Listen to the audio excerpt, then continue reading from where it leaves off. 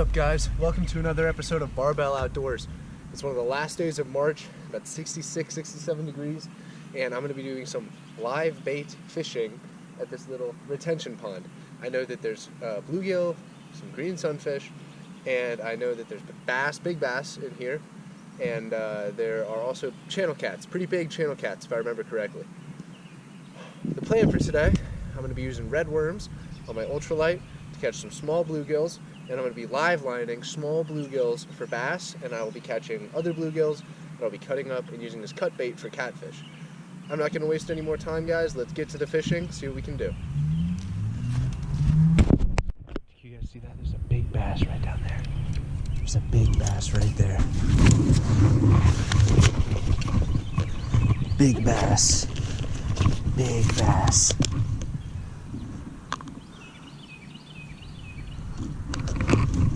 Big bass, guys. I think he's still right over there.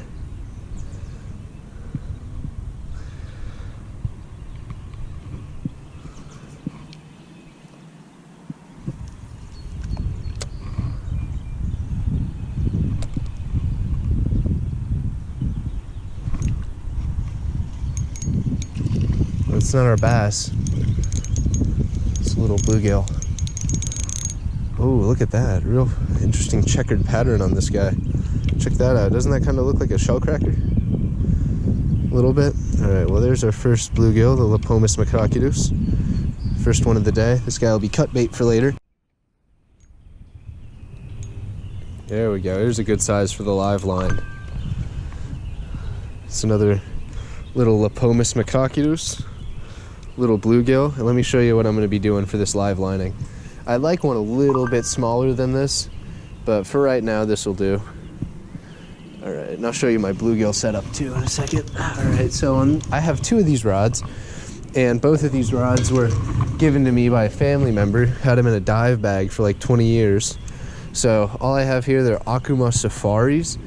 I just broke the line on this one. I had never heard of these before, and they seem pretty cool. 6 foot. What is this, like a 2000 series reel?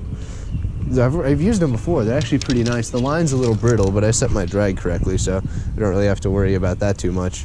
Let me tie that hook on, and I'll show you guys what I'm doing. Alright, so I let that fish go because I actually had to hunt for this hook and tie it back on. You know, you kind of need the fish to be alive to live line effectively.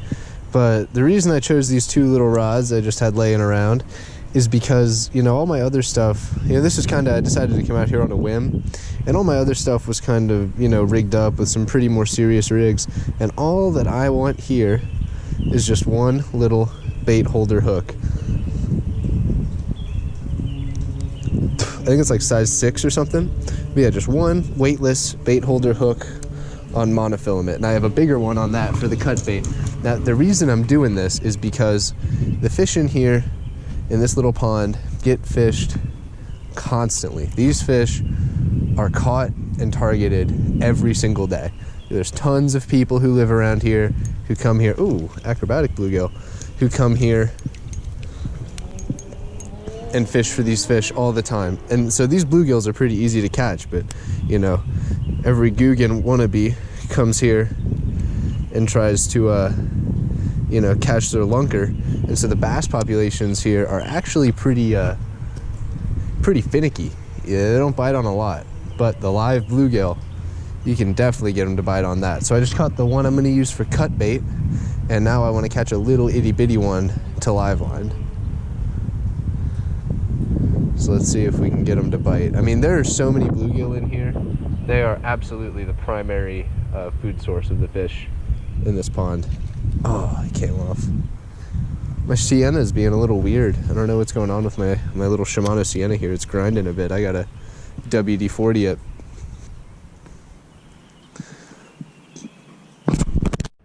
And then here to catch these bluegills, guys, you guys know this rig. It's just a 1/32 ounce or 1/64 ounce, I'm not sure, jig head on a weighted Kamal float, 4-pound Trilene Shimano Sienna 500 FD, and a Pflueger Trion as my ultralight. And it's a deadly setup for catching these little gills. and then just a little piece of redworm on there for the bait. You can catch, I can probably come here catch 50, 100 bluegill. Because, you know, the bluegill, they're not finicky, they don't really care. Because they get thrown back and it doesn't really affect them too much if they get caught either way, but they're definitely biting. This is also where I come and get when I fish for flatheads or stripers, I'll come here and get my live bluegill that I'll use for bait.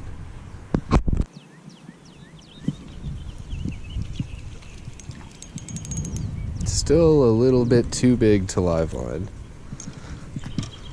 Looking for something maybe half this size.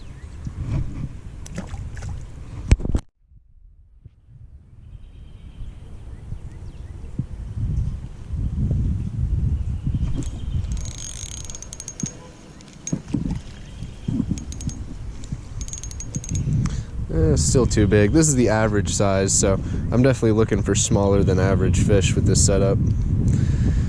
These guys are just a little bit too big for the bass that I'm trying to target.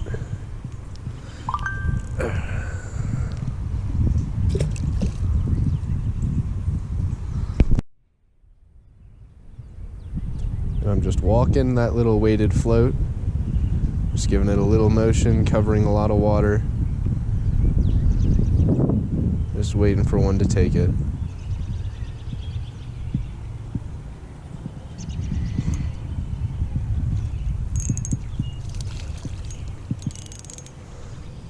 Another one just a little bit too big. I think I gotta go closer to the shore.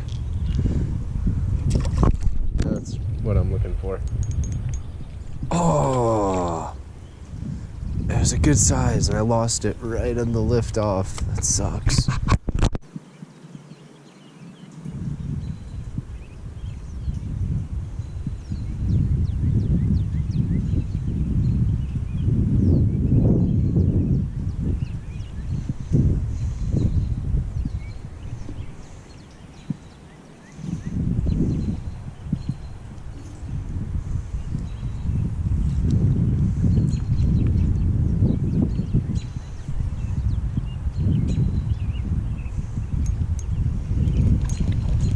There you go, that's a better size.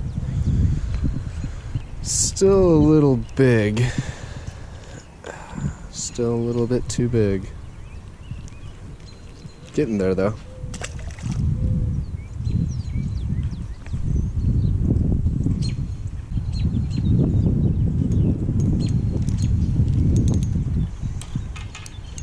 This one might work. Oh! Sorry, bud. Jeez, he went right down that grate. Oh, I feel really bad about that. did not expect that. Oh, that's rough.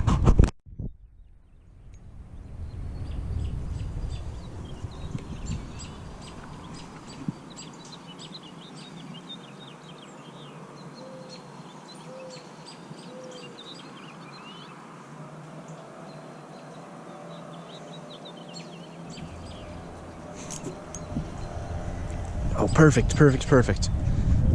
All right, here's the size I'm looking for. Perfect size bluegill for the bass in here. All right.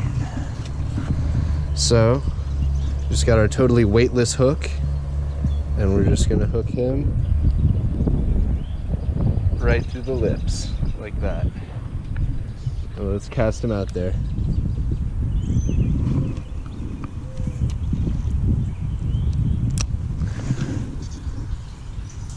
And now we wait for a take. I'm gonna cut up this one for a cut bait. I'll stay at each location. I got about 3 spots around this pond that I like to hit. And I'll stay at each one of those spots for, 30 minutes or so. Cut the spinal cord. There we go, he's dead. Let's get the head.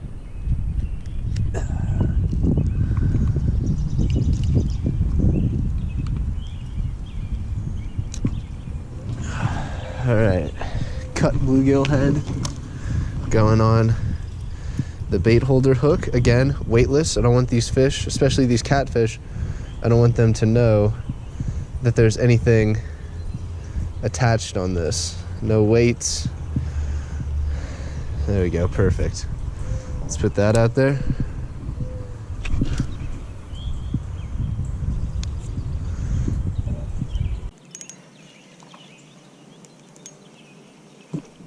Another little gill.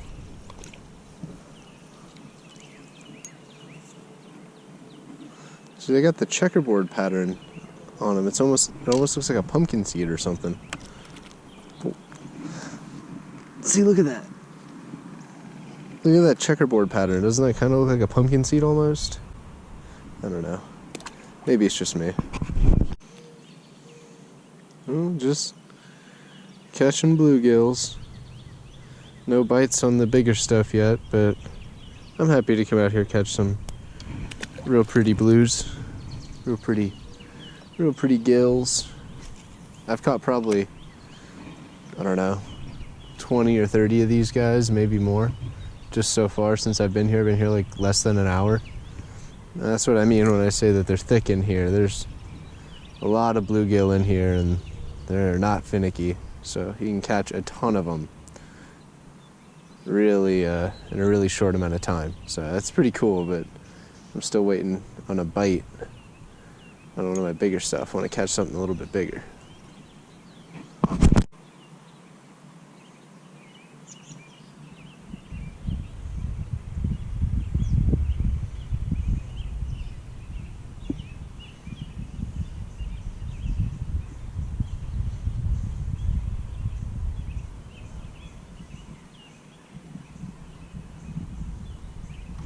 Oh, there's one.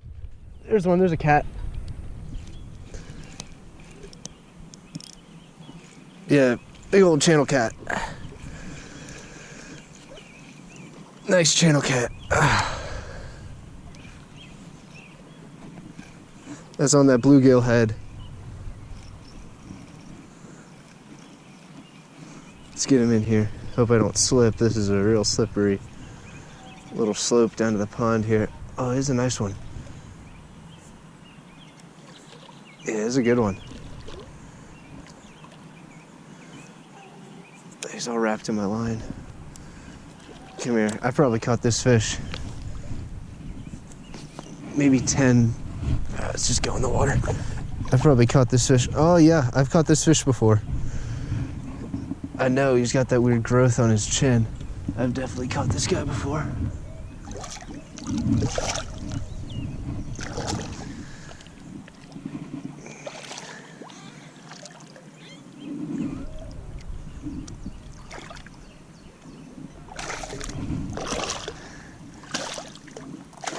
Should have brought a net. Ah.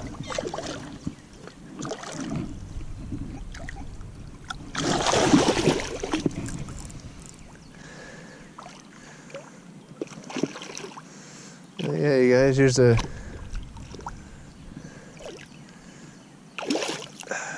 come here.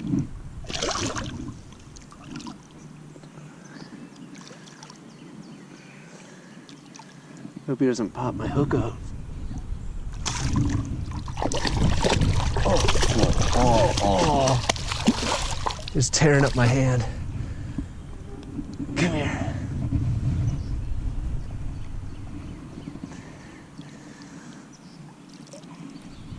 There we go. Got him. Hear me. Oh, my flip-flop's stuck in the mud. I can't get it out.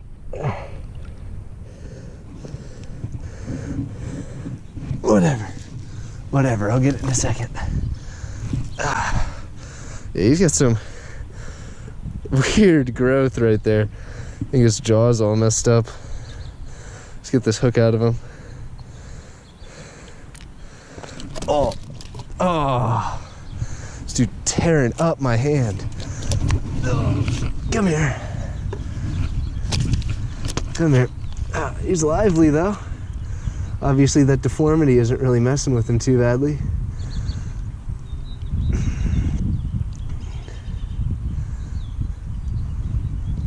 There we go.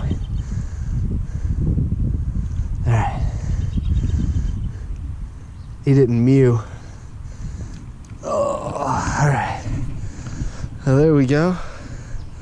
Let's take the camera off. I'll give you guys the third person. It's all tangled up in that line. There you go. Let's get the third person on this nice big guy. All right, I'm not gonna make this too long because I want to keep this guy. I want to put him back in the water, but check that out, guys. It's a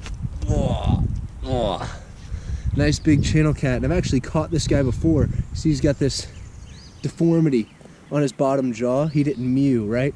Teeth together, tongue on the roof of the mouth, puts your jaw forward. This guy obviously didn't do that, but he's lively, tore the shit out of my hand. So obviously he's eating all right. He bit this head of a bluegill that I put down there. I don't know, probably 23, 24 inches. Real nice. Let's let him go.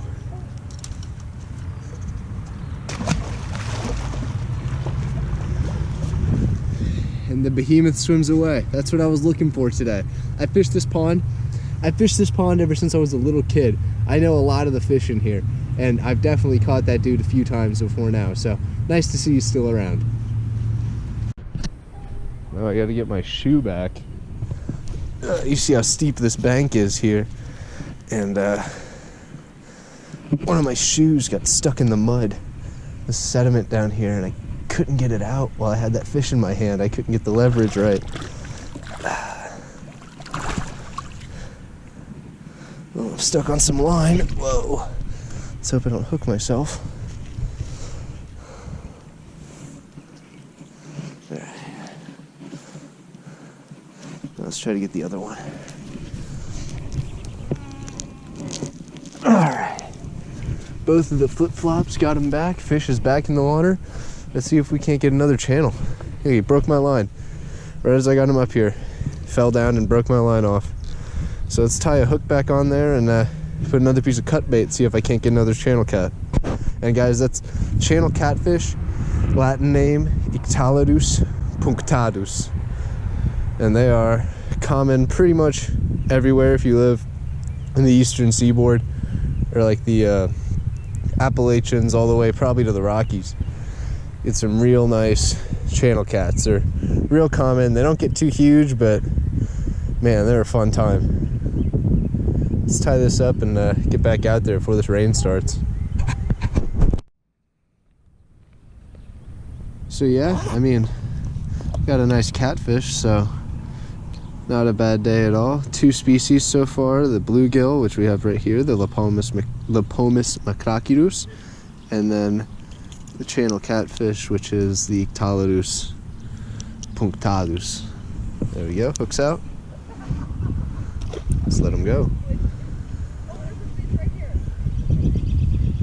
And now we have the goon ephemoid squad coming to blow up my fishing spot. Love it. Every cast I'm getting a little Lepomis macrocyrus. These guys are thick in here. Interestingly enough, this is one of the only places that I can go and catch bluegill like this. Like, our geography, our topography, we don't really have any standing water naturally. So all we really have is creeks and rivers, and you'll catch a few bluegill out of creeks, but really the rivers I fish, I mean, you'd be hard pressed to catch a bluegill. If you fished with a bobber and little worm enough, I mean, I'm sure you'd do better, but you'd honestly probably catch more smallmouth than bluegill, and definitely more green sunfish than bluegill. So it's nice to come out and catch them every once in a while. You know, you get your little ultralight, you got your rods out for some bigger stuff in the meantime, but just coming out here and enjoying catching, you know, 100 little panfish. Has an allure all its own.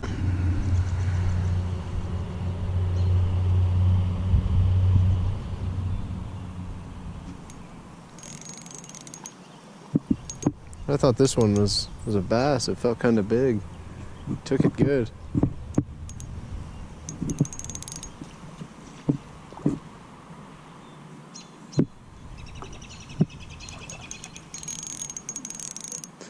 Oh yeah, this is definitely the biggest bluegill today. Ooh, and it's not a bluegill at all. So look, I was kind of right about this. So check this out, guys. It's the biggest one from today, and I can actually kind of get a good look at it. And what I'm seeing is really like a red ear bluegill hybrid. Because look at that. Look at those. Look how prominent those checkered patterns are. Look how big this thing's mouth is. I'm gonna say this is some sort of hybrid. It's gotta be. See those checkered patterns, and it's got a little tiny bit of green. It's some sort of hybrid with a bluegill and either a pumpkin seed or a red ear sunfish, because you know these are stocked, so that makes sense. You know that they might stock a hybrid with the red ear. But yeah, I don't know. I've caught all sorts of weird hybrids. That's why I like this pond too, because I'll catch like bluegill green sunfish hybrids, bluegill, you know, like I guess shellcracker hybrids, bluegill pumpkin seed hybrids, and you really get to see, because there's so many panfish in this little pond, and they breed like crazy because they don't really have any checks on their population. So you just get these crazy hybrids, and it's always cool to see what comes out of here. There we go. See, look, I am not joking, you guys. They are that thick. Like, I'm not even putting any edits in here. I am really just slaying them. I'd say I'm probably up to the count of, I don't know, 60, 70 fish. But yeah, like every single cast, pretty much, I've been getting a little bluegill. And that was the biggest one, the one you guys just saw, but like still, there's just so many in here. They're not very big, but there are tons of them, absolutely tons of them. And like I barely even use like most of my red worms. You can just keep your worm on there. They're not taking it most of the time, and they'll just bite on it again. Oh, it's a fun way to come out here and spend an evening for sure. If you guys have a retention pond near you, just a little, you know, middle of a neighborhood, just some sort of depression to catch water, you know, there's probably some bluegill in there. You can come out and bring your ultralight and a cup of worms, and you can have a real nice time. Hey guys, so thanks for watching the video. I had a really nice time catching those panfish, and you know, it's nice to see that catfish. It's always nice to catch a fish that you've caught before. Make sure he's still around. That fish has been in that pond for, I don't know, 3-4 years now at this point, so it's cool to see he's still around. If you like this video, please subscribe to my channel, watch my other videos, like them, leave comments. Really appreciate you guys watching. This is Barbell Outdoors, signing out.